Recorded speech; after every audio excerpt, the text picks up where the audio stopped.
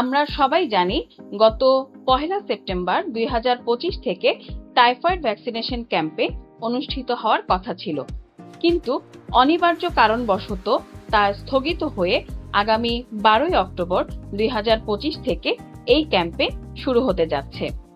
এই ক্যাম্পেইনে 9 মাস থেকে 15 বছরের কম বয়সী সকল শিশুকে 1 ডোজ টিসিভি বা টাইফয়েড কনজুগেট ভ্যাকসিন প্রদান করা হবে।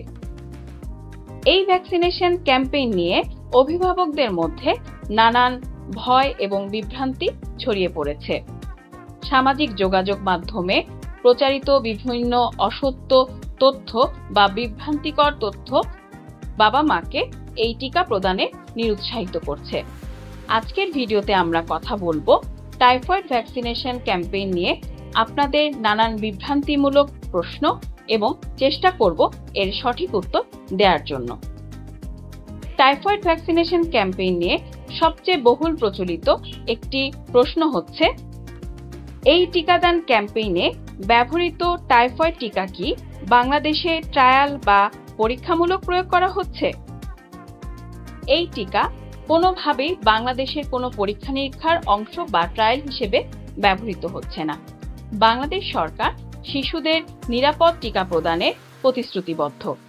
এই টিকা বিশ্ব স্বাস্থ্য সংস্থা WHO দ্বারা অনুমোদিত, পরীক্ষিত এবং সফলভাবে কার্যকরী প্রয়োগ করা হচ্ছে।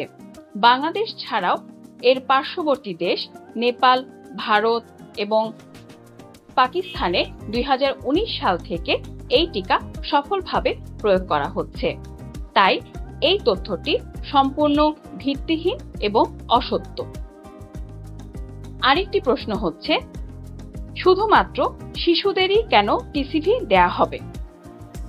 বাংলাদেশে 9 মাস থেকে 15 বছরের কম বয়সী শিশুদের মধ্যে টাইফয়েড জ্বরে আক্রান্ত হওয়া এবং মৃত্যুবরণ করার হার সবচেয়ে বেশি। তাই সরকার সিদ্ধান্ত নিয়েছে এই বয়সী শিশুদেরকে 1 ডোজ টিসিভি প্রদান করার এবং এই টিসিভি প্রদান করার মাধ্যমে তাদের রোগ প্রতিরোধ ক্ষমতা বৃদ্ধি পাবে।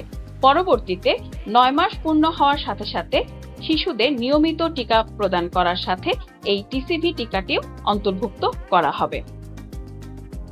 একজন জিজ্ঞাসা করেছেন যে 15 বছরের বেশি বয়সী কেউ এই টিকা গ্রহণ করতে পারবে কিনা।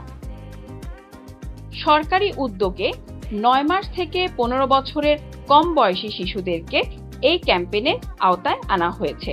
তবে 15 বছরের বেশি বয়স্করাও এই টিকাটি দিতে পারবে, তবে তা অবশ্যই চিকিৎসকের পরামর্শ নিয়ে এবং ব্যক্তিগত ব্যবস্থাপনায় দিতে হবে। একজন জিজ্ঞাসা করেছেন যে টাইফয়েড জ্বরে আক্রান্ত রোগী এই টিকা গ্রহণ করতে পারবে কিনা। টাইফয়েড জ্বরে আক্রান্ত অবস্থায় এই টিকা দিতে পারবে না। জ্বর থেকে সম্পূর্ণ সেরে ওঠার পরে চিকিৎসকের পরামর্শ নিয়ে সে এই টিকা গ্রহণ করতে পারবেন। একজন মা আমাদেরকে প্রশ্ন করেছেন, আমার মেয়েকে বিয়ের আগে এই টিকা দিলে বিয়ের পর সন্তান ধারণে কোনো সমস্যা হবে কিনা? এই টিকা সম্পূর্ণ নিরাপদ এবং কার্যকরী। এই টিকার সাথে গর্ভধারণ, প্রজনন ক্ষমতা হ্রাস বা গর্ভাবস্থার কোনো জটিলতার কোনো সম্পর্ক নেই।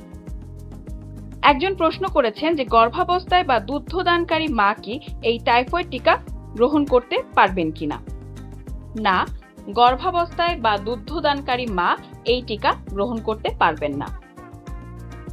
একজন জিজ্ঞাসা করছেন যে টাইফয়েড জ্বর প্রতিরোধে টিসিভি যে দেওয়া হবে এর ক্ষেত্রে মারাত্মক কোনো প্রতিক্রিয়া কি দেখা যেতে পারে?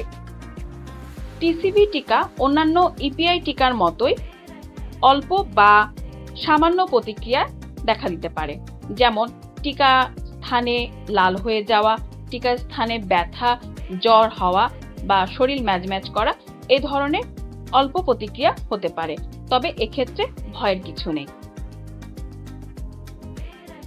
একজন বলেছেন যে টিকা গ্রহণের সময় অনেক সময় দেখা যায় যে কেউ খুব অসুস্থতা বোধ করে বা অজ্ঞান হয়ে যায়। অনেক ক্ষেত্রে তাদেরকে হাসপাতালেও ভর্তি হতে হয়। এর কারণ কি? এটি ভয়ের কিছু কি? আসলে এতে আতঙ্কিত হওয়ার কিছু নেই। মেডিকেলীয় ভাষায় আমরা এটাকে বলি মাস সাইকোজেনিক ইলনেস। অনেক সময় টিকা গ্রহণ করার সময় ভয় পাওয়ার কারণে এই সমস্যাটি দেখা দিতে পারে। এই সমস্যার সাথে টিকার কোনো সম্পর্ক নেই।